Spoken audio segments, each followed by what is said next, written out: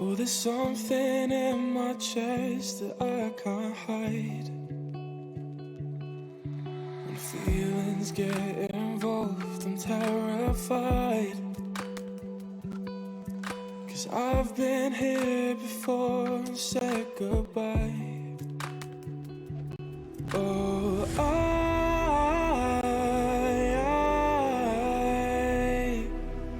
are you the one when I try to look, I wish I'd find? Oh,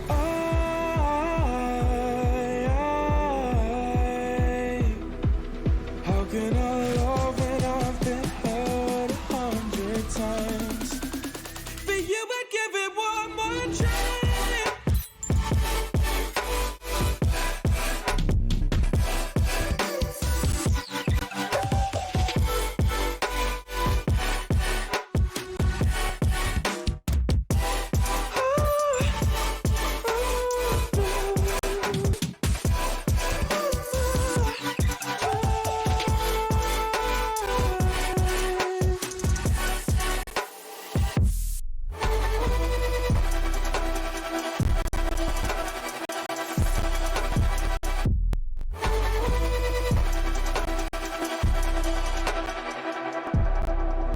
Turn away and wrestle with my doubts. Oh, I leave them all behind, but don't know how. Bury my head deep within the crowd, but I'm reaching for your hand to pull me out. Oh,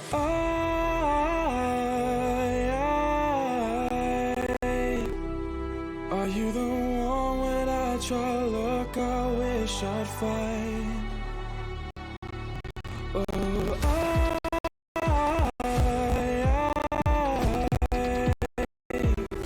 how can I love when I've been hurt 100 times?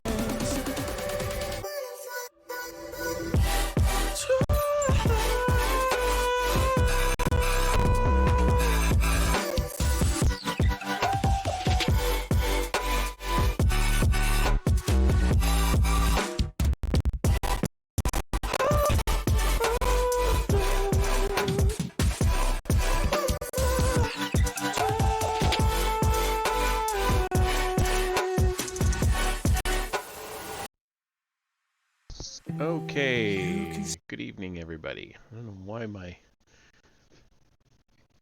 seems like I've got some buffering or something going on here, but we will carry on.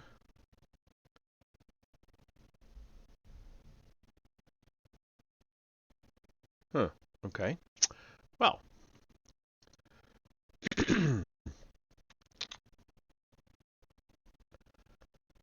let's jump on into it. We are on chapters 16 and 17, and depending on how my voice feels at that point, maybe 18 of Revan. So, let's just get into it, huh? I know I've been sporadic lately, but that is actually for good reason. Had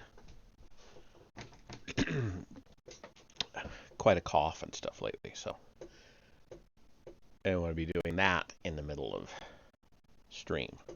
So I've just kind of laid off. Anyway, here we go. So, chapter 16. We're not quite halfway through the book. Scourge had no desire to return to Nathema, but he didn't raise any objection when Nyrus redirected their shuttle back toward the planet's surface in pursuit of the damaged freighter. They had to find out who was on that vessel, why they were here, and if they were still alive. It had crashed down in one of the handful of cities that dotted the world, leaving a path of damaged buildings and mangled speeders in its wake. The ship itself still seemed to be relatively intact. It lay wedged against the base of a skyscraper at the end of a main thoroughfare. Nyrus brought the shuttle in cautiously, wary of return fire as she scanned the enemy vessel. Anybody alive in there? Scourge asked. Anywhere else in the galaxy, he would have been able to sense the survivors through the Force. Here on Nathema, however, the aftermath of the Emperor's grim ritual blinded his abilities. "I'm picking up readings of an organic life form on board," Nyrus confirmed. They brought the shuttle in for a landing roughly 50 meters from the other vessel. There had been no reaction of any kind from the enemy craft as they approached. "Search the interior," Nyrus ordered. "I'll wait here." Disembarking, Scourge got his first good look at the ship. It was an unusual shape, flat and circular like a disc. He approached it cautiously, his heart pounding. Normally he relied on the Force to warn him of potential danger. Without it he felt vulnerable and almost helpless. It was a feeling he most definitely did not like. He was halfway to the vessel when another thought struck him. What if Nyrus simply decided to take off in her shuttle and leave him here? The thought froze him for a moment, until he realized how ridiculous the idea was. If Nyrus had wanted to get rid of him, she could have done so a dozen different ways already. There was no reason to abandon him on Nathema, not after risking her own life to bring him here in the first place. Scourge steeled himself and continued his advance until he reached the strange ship's underbelly. He pushed the access panel on the hull, and the boarding ramp slowly descended. He wasn't surprised to find it unlocked. Most ships had emergency overrides on their security systems in case of a crash, in order to allow rescue workers to get inside and help the injured. Scourge activated his lightsaber. The familiar hum and hiss of the blades springing to life sounded weak and distant, and the crimson blade appeared faded. Even his weapon was not immune to the effects of the dead planet, but he suspected it would still get the job done if he encountered any resistance. Excuse me. He climbed up the boarding ramp and into the hull of the ship. He followed the circular layout, briefly glancing into storage rooms and passenger bunks in his search for whoever might be on board. He found nothing until he reached the cockpit. Strapped in the chair was an unconscious, or dead, human male clad in simple brown robes. He appeared to be about 40 standard years old. He was thin and wiry, with dark shoulder-length hair and rough black stubble on his cheeks and chin. Blood poured from a deep gash on his forehead and covered his face. During the crash, something wasn't strapped down must have struck him. Coming closer, Scourge put 2 fingers on the side of the man's neck, checking for a pulse. He had barely registered the faint flutter of life when his gaze fell on the hilt hooked to the man's belt, a lightsaber. Instinctively, he tried to reach out with the Force to get some sense of the man's power, but he felt only the emptiness of Nathema. Grabbing the lightsaber and clipping it onto his own belt, he unbuckled the man, slung him over his shoulder, and carried him off the vessel. The weight of the unconscious man made it difficult to move any faster than a brisk walk. But Scourge pressed the pace. He was eager to leave Nathema behind him for good this time. Nyrus was waiting for him back at the shuttle, standing just inside the boarding ramp. Scourge strode past her and onto the ship, where he tossed the unconscious man roughly onto the floor. He was about to mention the lightsaber, but Nyrus spoke before he had a chance. "I know this man," she said, her voice grim. "His name is Revan. He's a Jedi and a Republic spy." A Republic spy? Scourge's brain took the news and jumped to the next logical conclusion. If the Jedi know we exist, they will come for us. They will try to finish the extermination of our species that they began in the Great Hyperspace War. "Our existence is still hidden," she assured him. "Revan and another Jedi, a man named Malak, discovered Droman Kaas by accident. They were captured before they could return and report their findings to the Republic." "When did all this happen?" 5 years ago. The Emperor sentenced Revan to death." "Then what's he doing here?" "I don't know," Nyrus admitted, "but he couldn't have escaped the Citadel's dungeons unless the Emperor allowed it. It stands to reason that he couldn't still be alive unless he was working for the Emperor." "How is that possible?" Scourge countered. "The Jedi are our sworn enemies." Nyrus didn't answer. "Watch him closely," she said, returning to the pilot's seat. "He is powerful and extremely dangerous." Why don't we just kill him?" "Not yet. Not until we know why he's here.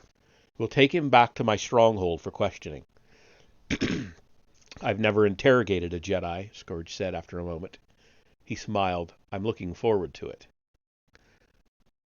Revan had no idea where he was when he awoke, though it was obviously some kind of prison cell. He was propped up in a cold metal chair. His hands were bound to the arms, his ankles tied to the legs. For the moment, he was alone. His mind felt slow and dull, and he knew he'd been drugged. It was difficult to concentrate, impossible to focus his thoughts enough to use the Force. It took all his willpower just to recall the last moment of the Ebon Hawk crashing on Nathema. He struggled to take stock of his situation, but he couldn't pierce the haze of the drugs. The door to his cell slid open, and two figures entered, one male and one female. The sight of their red skin tweaked something in his addled brain, but it took several seconds before he could make the connection.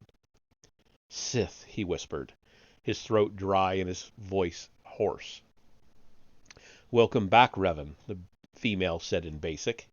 He stared at her withered, wrinkled face, trying to and failing to dredge up her name. Do I know you? The tall male Sith beside her reached out with a hand and casually delivered a backhanded slap across Revan's cheek. We don't have time to play games, he said. His voice wasn't angry or threatening. It was calm and completely matter-of-fact.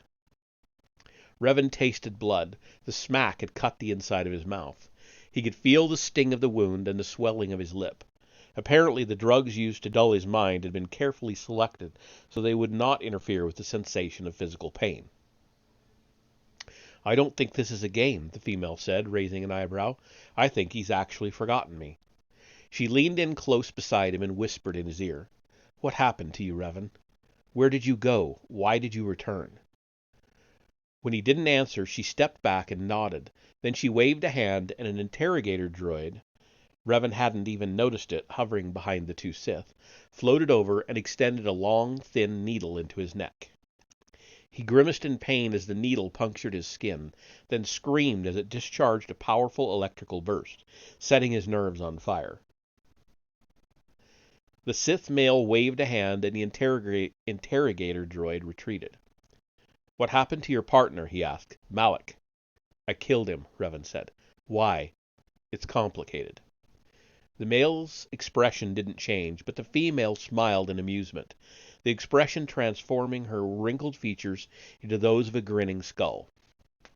Eventually you'll tell us everything we want to know, the male assured him. Maybe so, Revan conceded, but I'm going to make you work for it. After 4 hours of questioning the prisoner, Nyrus ordered Scourge to take a break. They left him in his cell, tied to his chair, neither of them speaking until they were outside in the hall, and the door to his cell had closed behind them. How much longer will it take to break him? Nyrus asked. Scourge considered the question carefully before answering. Early in his training, he had shown a knack for torture and interrogation, skills the instructors had encouraged during his years at the academy. He was an expert in the field. He knew that wringing information out of an unwilling source was about far more than just inflicting pain. Apply enough punishment and everyone would talk, but most of what they said would be desperately babbled lies, evasions, and half-truths. Without any way to verify accuracy, information gathered through torture was often unreliable and even worthless. Effective interrogation was an art, and Scourge had an innate ability to parse fact from fiction. He knew what questions to ask and in what order. He understood when to ratchet up the intensity and when to pull back. He knew how to use the threat of pain and the reward of mercy to control his subjects. His advanced techniques, combined with his ability to draw upon the dark side, allowed him to quickly dominate weak minds. Strong-willed subjects were more of a challenge, yet, in the end, he always got results. Until now.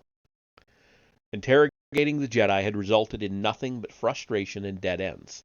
His will was strong, as was his command of the Force.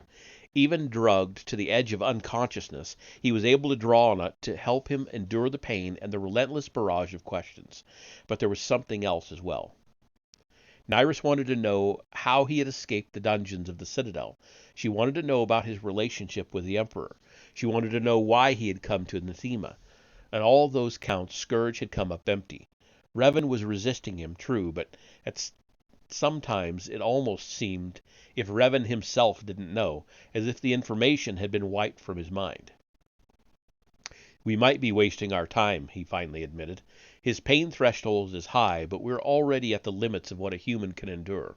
If I press any harder, we risk killing him." Scourge had seen it happen many times. Unskilled or overeager interrogators could easily push their subjects too far. In his mind, this was the ultimate failure. You couldn't get answers from a corpse. With difficult subjects, you had to be patient. It might take multiple sessions over several days to get anything useful. But even knowing this, Scourge didn't hold out much hope for his chances with Revan. "I could question him for months, but the information you want just isn't there." "That is unfortunate," Nyrus sighed. "I was hoping to verify my theory." "What theory?" "The Emperor has the ability to dominate and enslave the minds of those who serve him," she explained. "It's one of the reasons he has ruled for so long. Those that are transformed become fanatical zealots who live to serve. They are not capable of betraying him." She glanced back at the door behind which they had left the Jedi.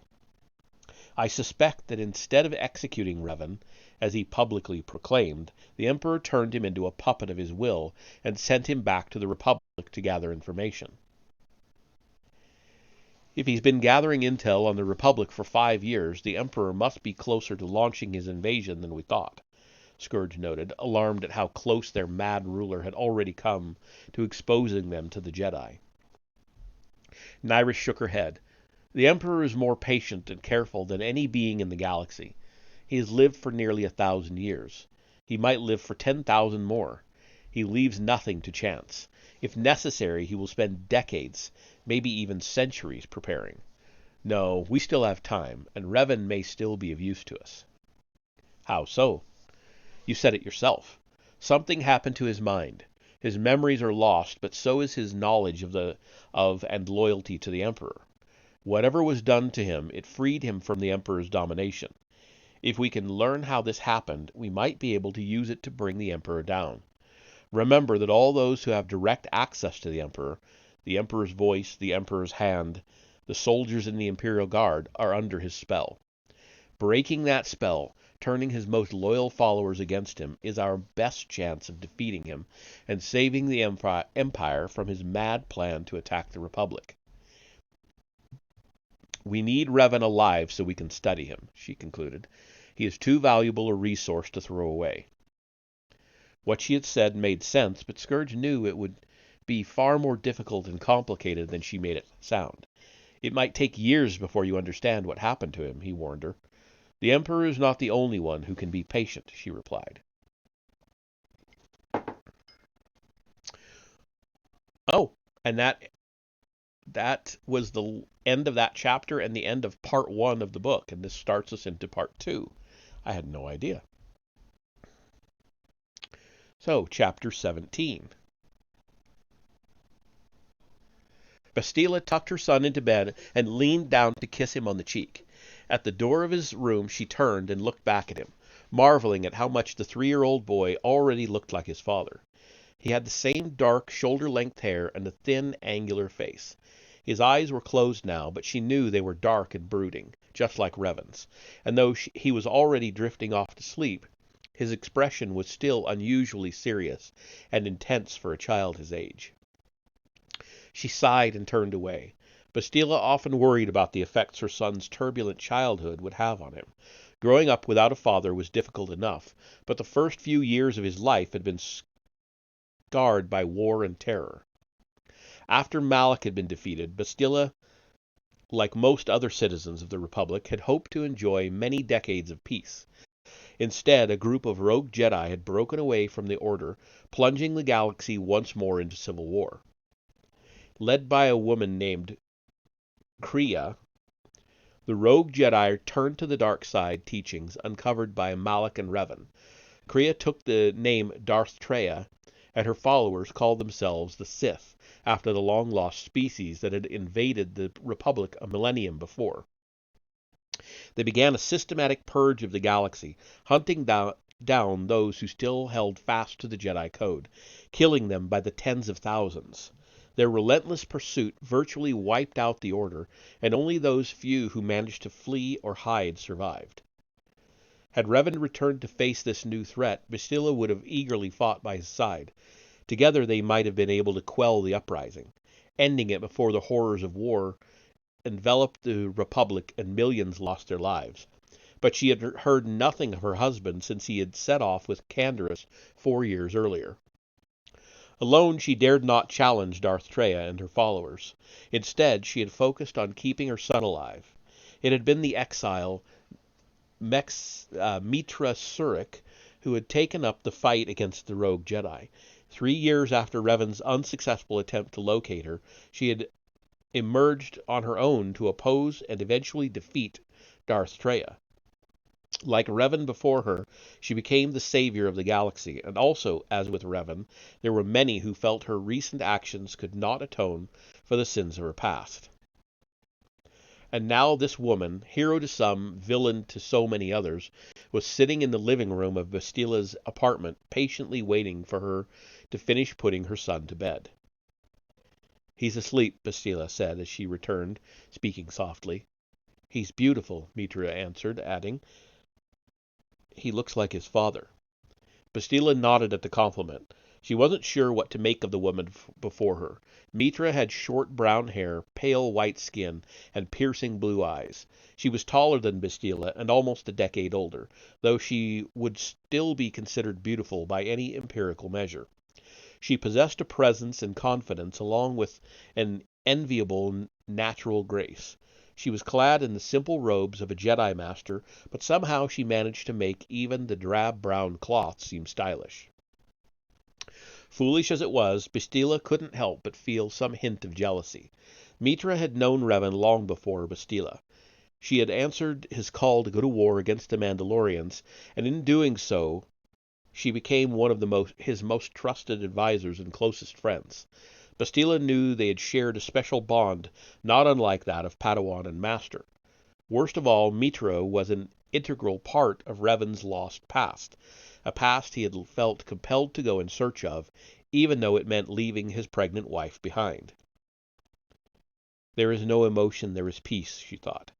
The familiar words of the Jedi mantra were easy to recite, but much more difficult to follow.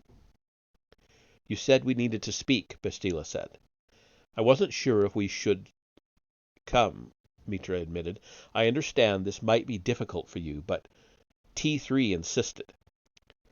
She reached out and patted the little astromech accompanying her on the head.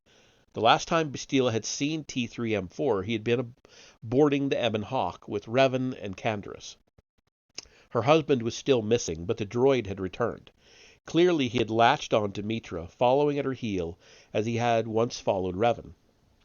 One more small detail to feed Bastila's irrational jealousy. "As much as I tried, I couldn't get him to tell me anything," Mitra added. Bastila smiled faintly. "I gave him special instructions the night before he left with Revan. I told T3 if they ever became separated, he had to come find me. I programmed him so he wouldn't tell anyone else what had happened until I heard it first." Mitra nodded. "A wise move. We've both experienced enough betrayal to understand you never know whom to trust." "I never imagined I'd be hiding when he returned," Bastila continued. "I'm sorry about that, T3. If I'd known you were back, I would have tried to contact you." The droid beeped in acceptance of her apology. "Fortunately, he found me," Mitra said.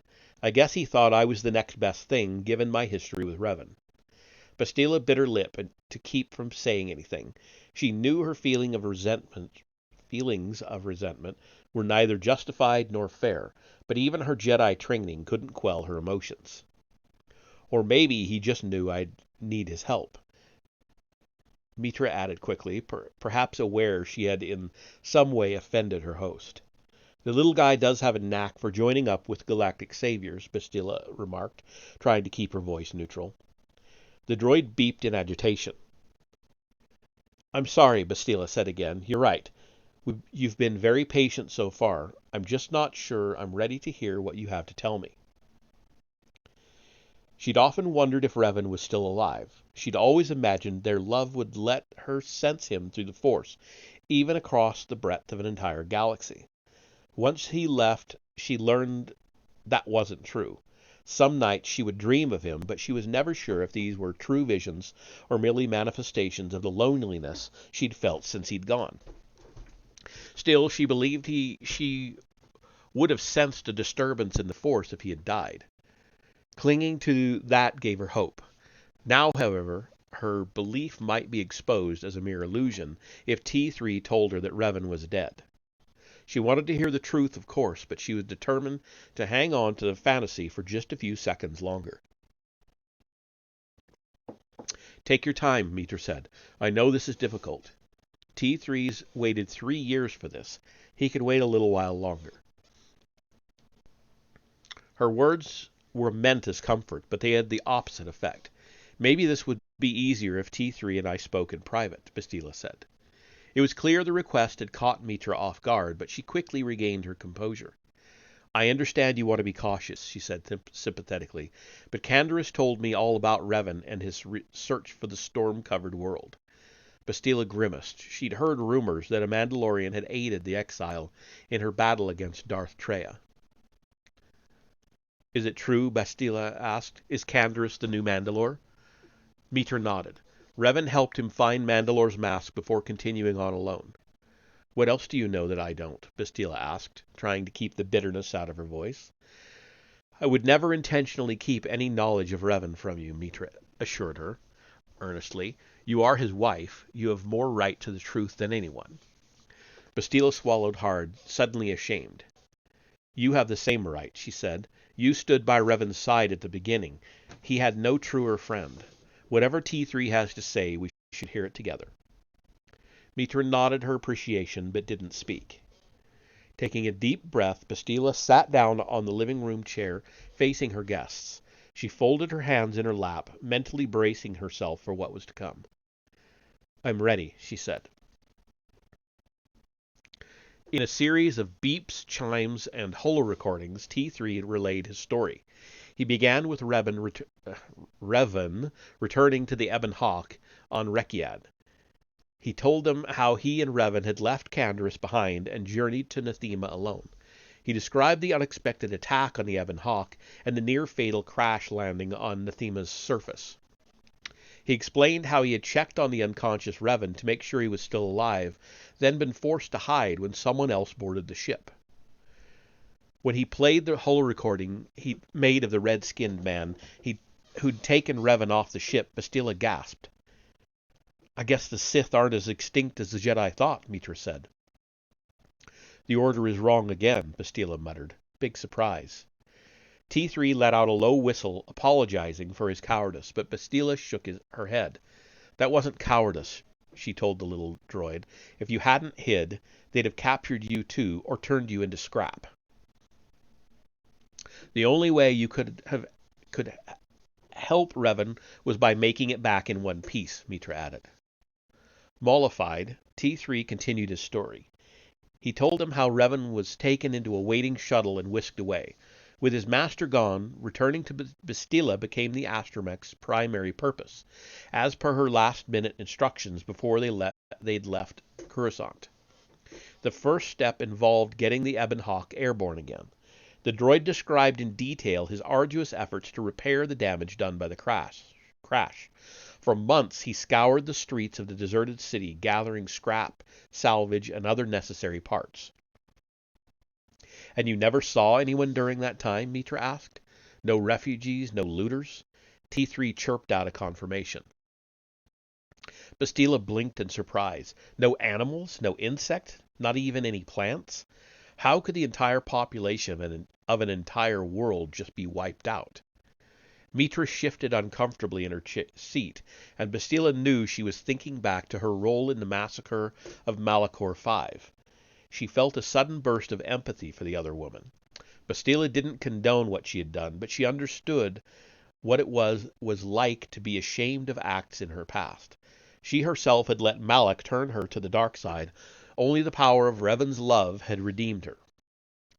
Bastila sensed that despite all Mitra had done to stop Darth Traya, she was haunted by guilt and remorse. She was still looking for redemption. Unaware of the awkward tension in the room, the droid continued his tale. After nearly a year, he was finally able to get the Ebon Hawk airborne again, though its hyperdrive core was only operating at minimal efficiency. The Hawk limped back to Republic space. By the time it arrived, Traya and her followers had all but wiped out the Jedi. Bastila was gone. T3 didn't know where to search for her, or whether she was even alive. It was during this time that the little astromech droid stumbled across the disassembled pieces of HK-47, abandoned on a remote and nameless world. Recognizing his old companion, the little droid gathered up the pieces and stored them on the Ebon Hawk. The chance encounter was the kind of coincidence that Bastila would have chalked up to the influence of the Force had T3 been an organic being. Do you have any idea how he got there? She asked. I always wondered what happened to him after he disappeared. Mitra shook her head, answering on behalf of the droid. His memory core was damaged. Even after I repaired him, he was unable to recall anything. Actually, she admitted, I had hoped you might be able to tell me what had happened to him. Bastila shrugged. When he found out Revan had left, HK decided to go after him, but I refused to tell him where my husband had gone. A wise move, Mitra said. The last thing Revan needed while helping Canderous and the Mandalorians was a homicidal droid following him around. HK stormed off, swearing he would track Revan down on his own, Bastila continued. That was the last I heard of him until he showed up again with you. There must be some part of his programming that compels him to seek Revan out, Mitra muttered. If I had known that, I would have been more careful. What do you mean? I left HK under the supervision of the new Jedi Council. I didn't think it was safe to have him roaming the galaxy, and I assumed he would be content to stay with the Jedi, awaiting further orders. But he disappeared soon after I left. Now I realize he's probably gone in search of Revan again. Suddenly worried, Bastila asked, Is there any chance he'll find him? She directed her question to T3. Did you tell him anything about what happened to Revan? T3 responded with a negative buzz that sounded almost offended. Clearly, the astromech felt the same reservations about involving the hunter-killer droid as his human counterparts. Relieved, Bastila muttered, Someone should try to track him down, find and disable him before he hurts anyone else. There was little conviction behind her words. As dangerous as HK was, he was only one droid. She had more important things on her mind. Her husband was still missing, and for the first time in years, she was on the verge of being able to do something about it. The Jedi are already searching for HK, Mitra assured her. Don't worry about him. Bastila nodded. T3, she said, tell us the rest of your story. What happened next? The astromech continued his tale. After finding the disassembled bits of HK-47, he fell in with Mitra, joining her as he had joined Revan many years before. By the time he learned Bastila was alive, he was once again caught up in the battle for the Republic's survival. Despite his instructions, he knew he couldn't abandon Mitra until the safety of the Republic was secured. His confession caused Bastila to feel another surge of bitterness. T3 had chosen to help Mitra instead of following Bastila's instructions. He'd put the exile's mission above his loyalty to Revan. The emotion passed quickly, replaced by guilt and shame. Bastila's love for Revan had once again momentarily blinded her to logic and reason. Her husband was one man. It was foolish to value his life against the fate of millions. If Revan had been standing in the room, he would have congratulated the droid for putting the greater good above personal wants and desires. Revan would be proud of you, she told the little droid. I'm proud of you too. I think our path is clear, Mitra declared. I will go to Nathema and see if I can learn Revan's fate. You? Bastila said, her voice showing more anger and surprise than she intended. What about me? You expect me to just sit here and wait, not even knowing if he's alive or dead? What has changed since Revan's left? Mitra asked softly. You stayed behind to care for your son. Are you prepared to leave him behind now?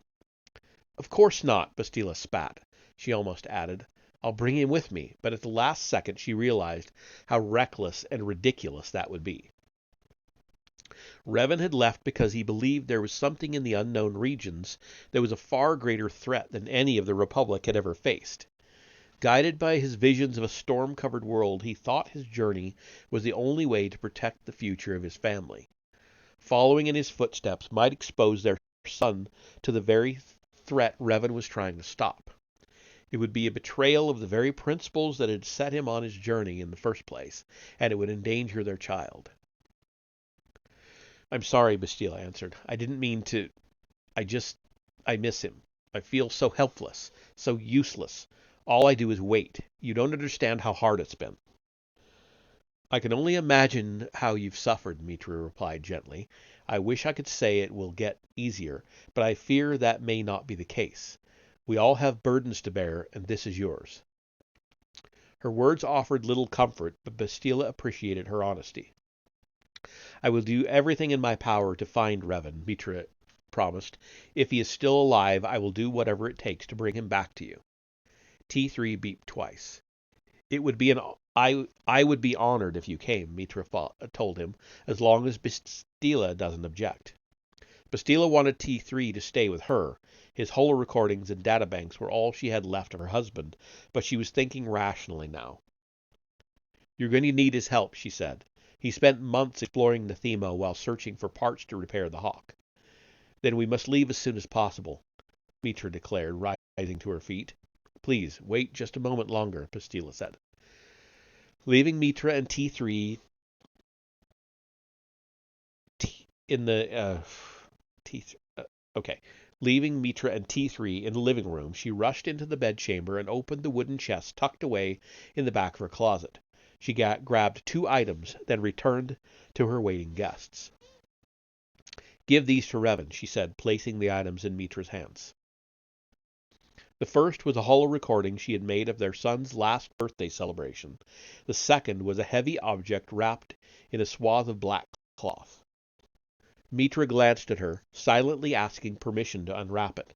Stila answered with a subtle nod. Mitra unwound the cloth carefully, revealing a worn and scarred metal helmet with a red and gray faceplate. Revan's mask, Mitra gasped. I thought it was lost when he was captured by the Jedi strike team. I led that strike team, Bastila reminded her. I don't know why, but I took it when Revan fell. Perhaps even when I sensed our fates were intertwined. I never told anyone, not the Council, not even him. Why not?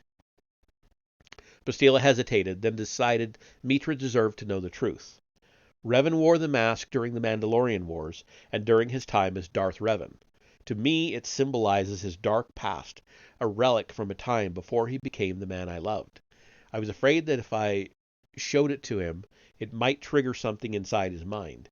It might awaken some dormant evil, rekindle the spark of the dark side. Then why give it to me now? I tried to keep Revan's past at bay, but now I understand that was wrong. I was being selfish. His past is a part of him, whether I like it or not. She looked away from the mask. When you find him, give him the mask. It might mean nothing to him now, but there's a chance it will bring back some of what he has lost. Seeing it might restore crucial memories that will help you return safely. What if your fears are right? Mitra asked, her voice grim. The mask could bring back his memories, but what if it does more? What if it unleashes the power of the dark side in him?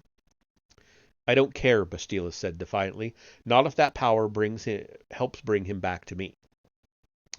As a Jedi, her words were blasphemy. She half expected Mitra to throw the mask to the ground in disgust. Instead, the other woman rewrapped it in the cloth and tucked it safely away beneath her robes, without saying a word. That is the end of that chapter. Let me see how many pages the next one is.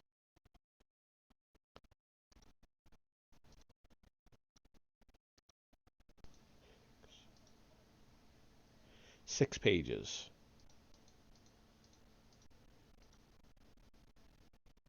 Can I do another chapter tonight?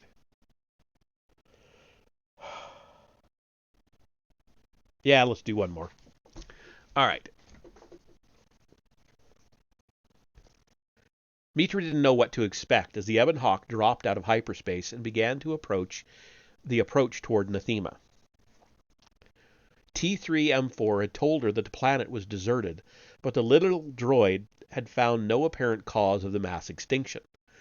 While exploring the surface on his last visit, he'd run tests that confirmed the environment was free of toxins and radiation. Beyond that, everything else was speculation. As the ship drew closer to the dingy brown world, she felt a growing sense of unease and discomfort. In some ways, it reminded her of Malachor 5. The massive and instantaneous loss of life on that doomed world had created a wound in the Force. The activation of the mass shadow generator had obliterated 2 armies, shredding parts of the bond of the Force that linked all living things. Mitra had been close enough to feel the shockwave. To survive it, she had cut herself off from the Force, shielding her psyche against the horrors of what she had unleashed. Many years had passed before she regained her connection to the Force. But in the end, surviving the trauma of Malachor 5 had given her the strength to defeat Darth Traya and her followers. At first, she assumed some similar tragedy had occurred on Nathema. A superweapon capable of snuffing out an entire planet would leave a blanketing echo of death and darkness. As the Ebon Hawk descended through the atmosphere, however, she realized the sensation was markedly different. It took her a few seconds to put her finger on it, her mind analyzing the problem even as her hands automatically made the necessary adjustments to bring the ship in for a landing near the coordinates T3 had given her.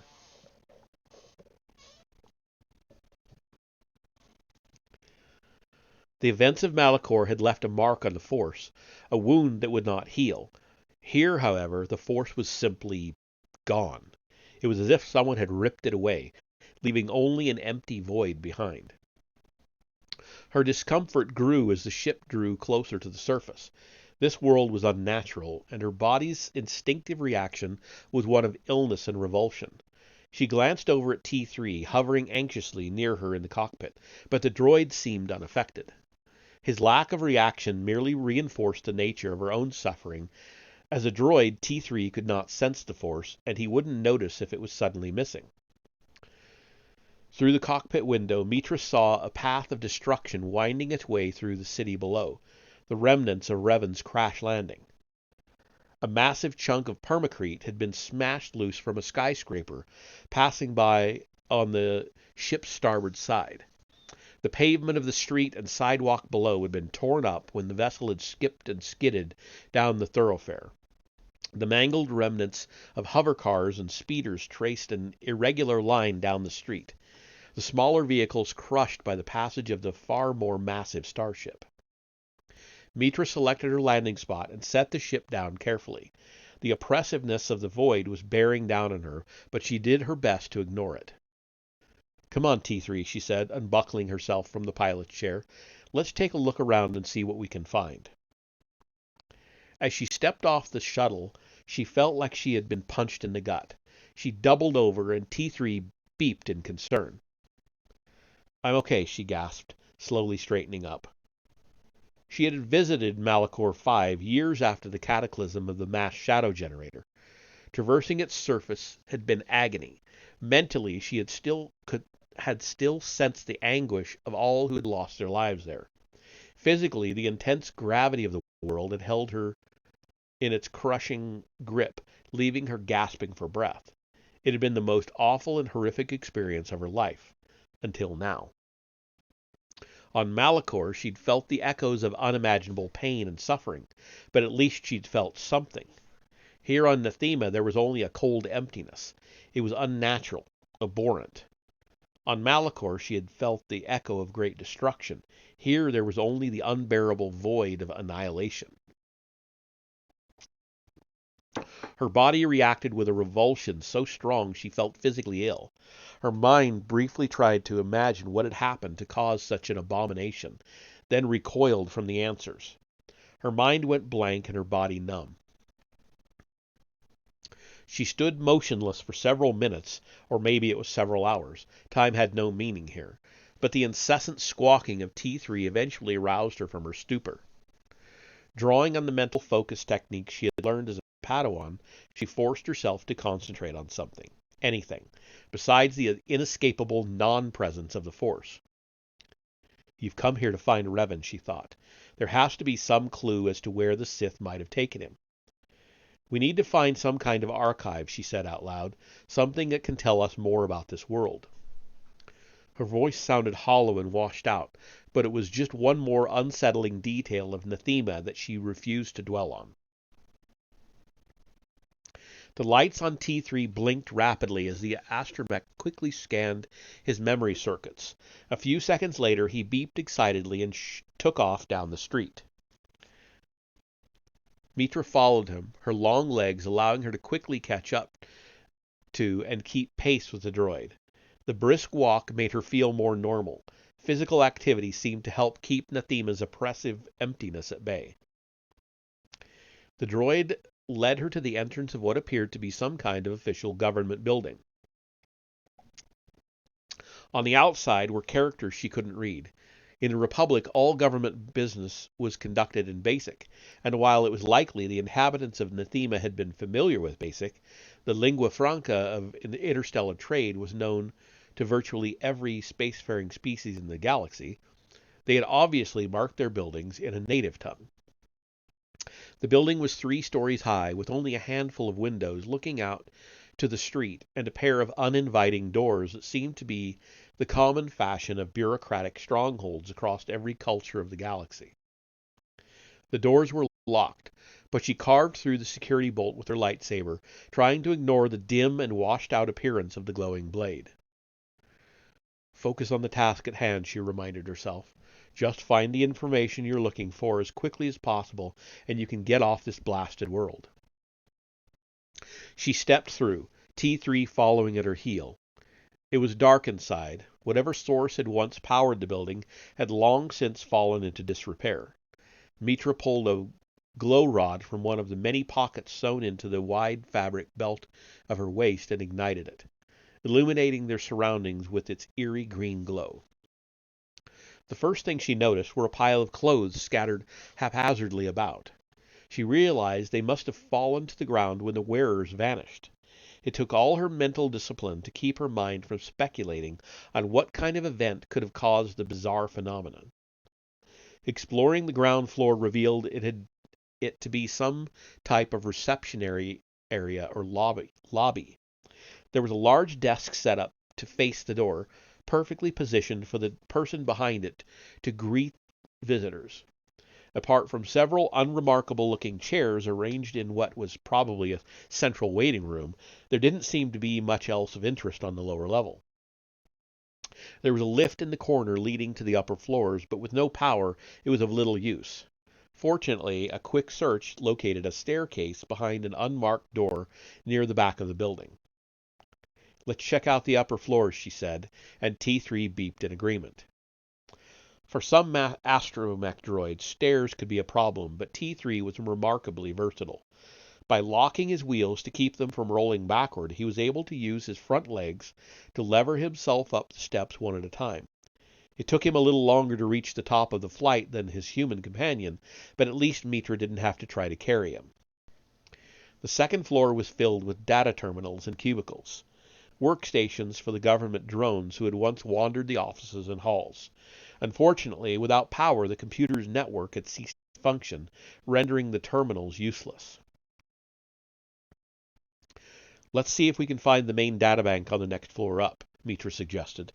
A few minutes later, they were on the 3rd floor. Like the level below, it seemed to consist primarily of offices, cubicles, and workstations. Near the back of the building, they found a single durasteel door.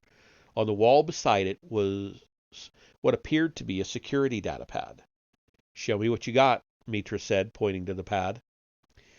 T3 rolled up to the wall. A panel on his body slid open to reveal a long, thin electrical probe.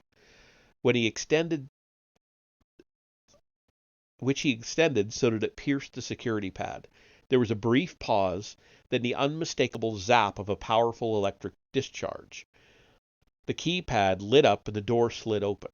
As Mitra had hoped, the door beyond housed the primary computer databanks.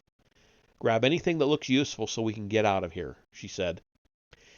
T3 hustled to oblige, inserting his versatile probe into an interface port so he could slice into the defunct network.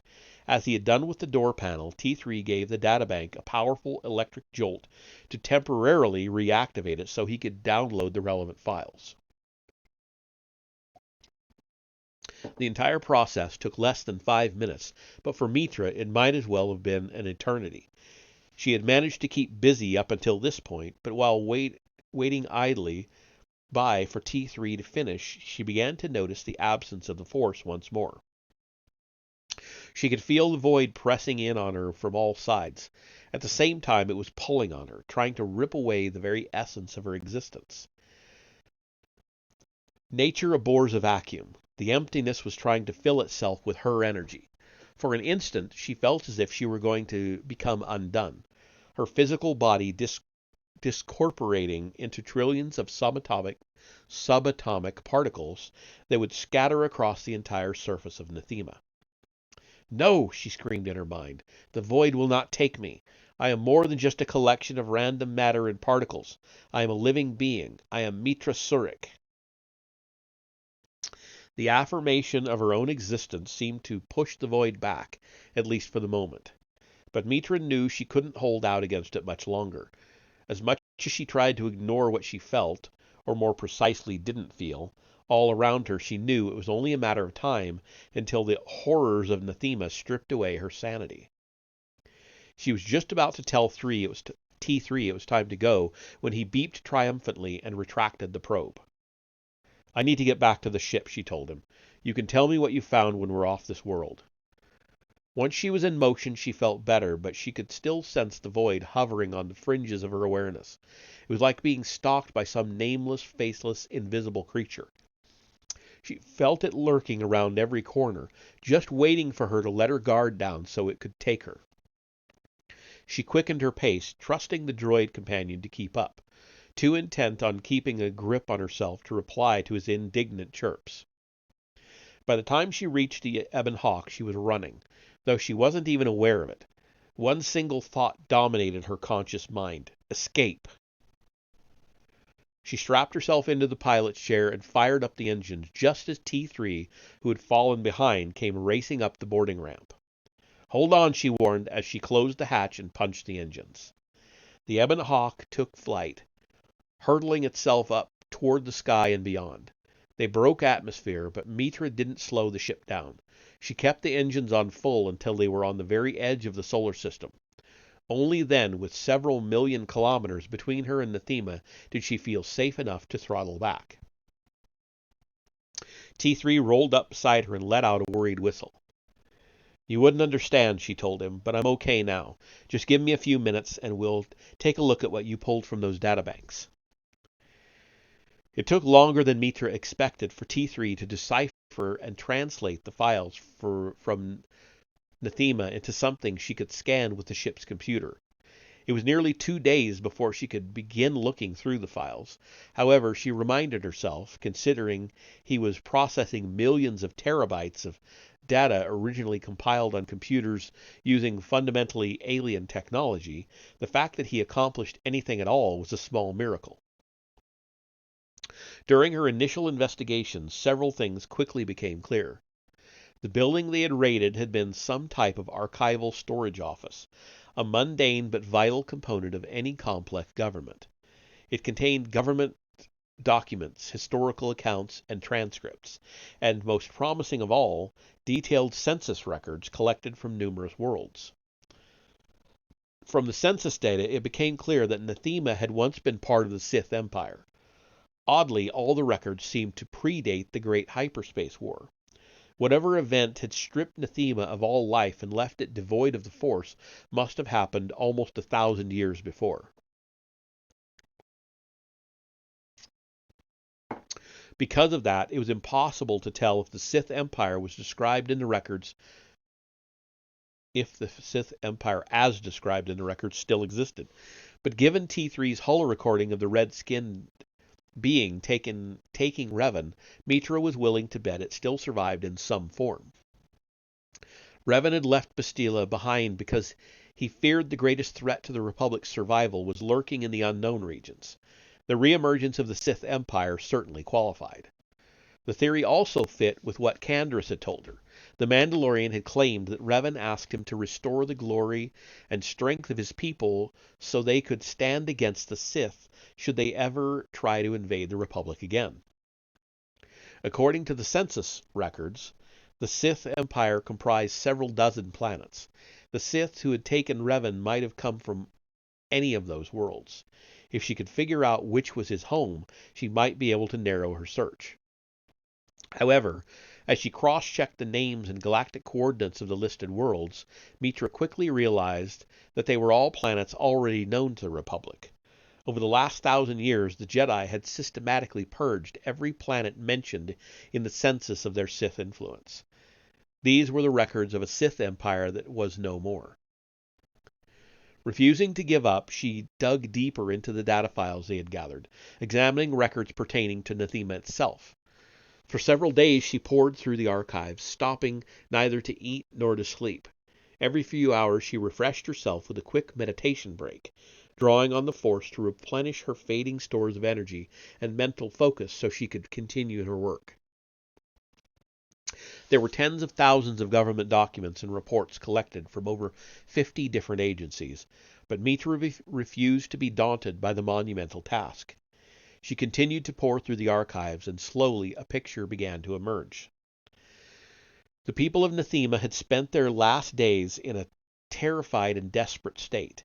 They had known it was only a matter of time until the Jedi found them, and the ruler of Nathema, a Jedi named Lord Vitayet,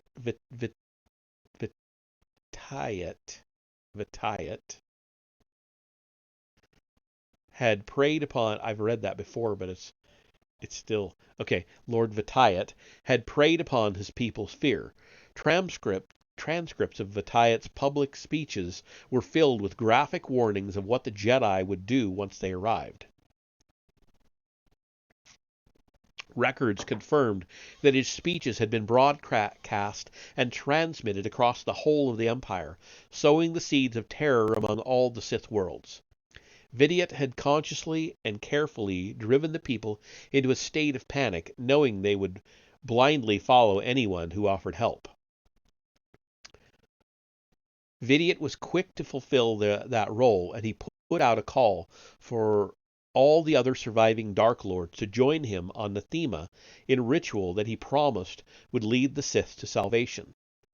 At the same time he was doing this, Vidiot also had top historians and scientists secretly trying to determine the location of a planet called Droman Kas, the long-lost homeworld of the original Sith species.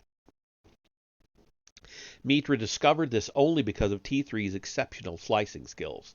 The astromech had not only copied and translated all the data from the archives, but also decrypted the passcodes to unlock classified government files, which he had then marked as having top priority to help simplify Mitra's investigations.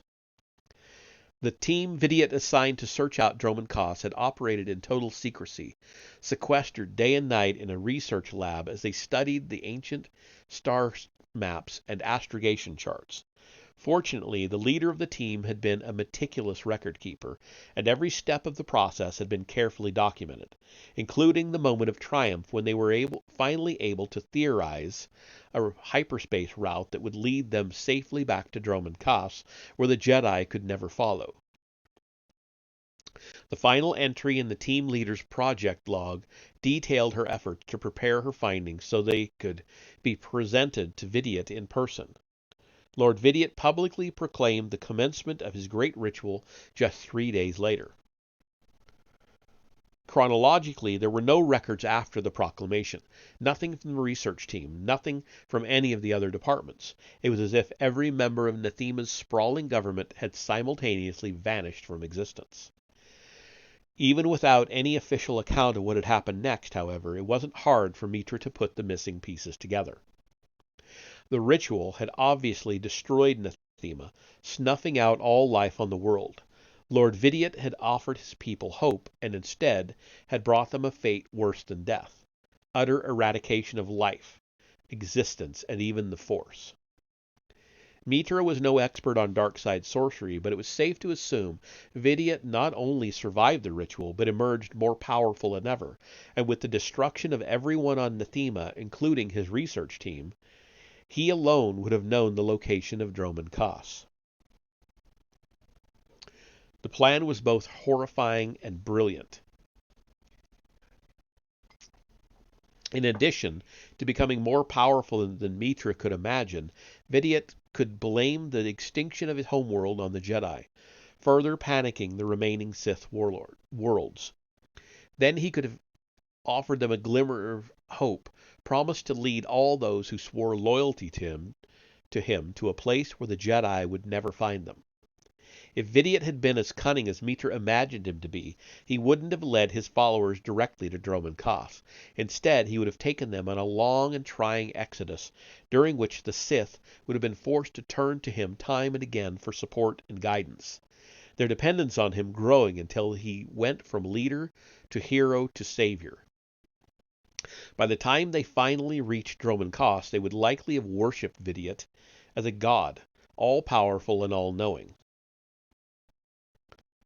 Fascinating history, to be sure, but Mitra didn't know how it could help her find Revan. Vidiot's grand plan had taken place over 1,000 years earlier.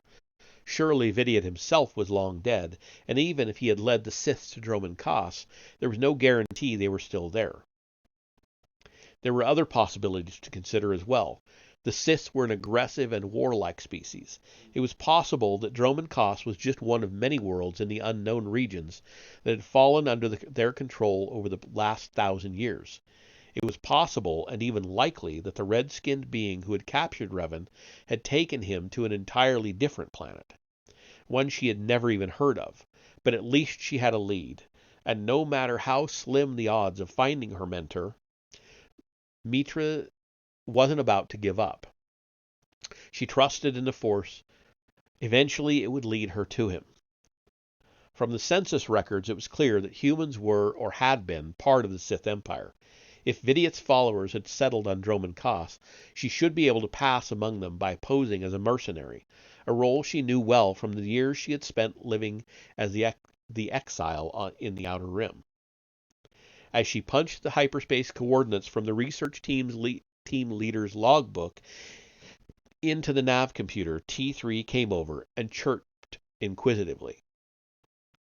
"We're going to a world named Droman Kos," Mitra said, as the Ebon Hawk made the jump to light speed. "If Revan's there, we'll find him." And that is the end of chapter 18, and we're going to call it there, because an hour is about all I can handle before my throat starts to go. So that'll be that. I'll adjust the name of the video afterwards, but I will see you all in the next one. I'm not going to game tonight. I've had enough, and it's late enough. I don't want to get started because Greedfall can really suck me in for long periods of time. So I will catch you all tomorrow night for another reading from the Occulta History. We're roughly halfway through that book. So I will see you then.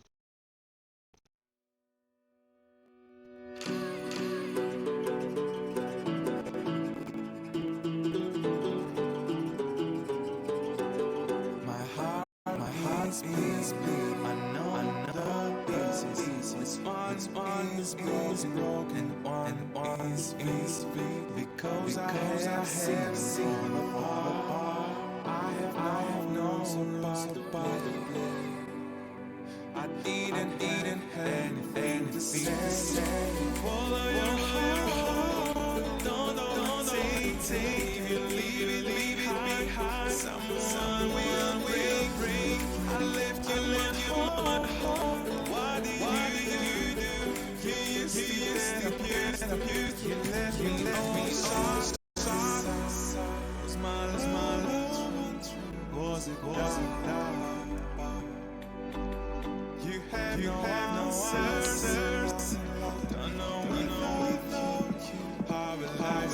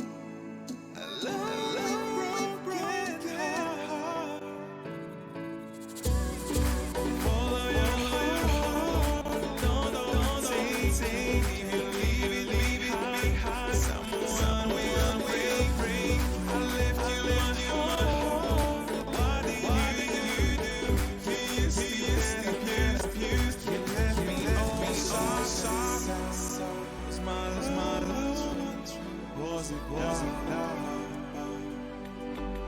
You have no answers. Don't know without you. I relax.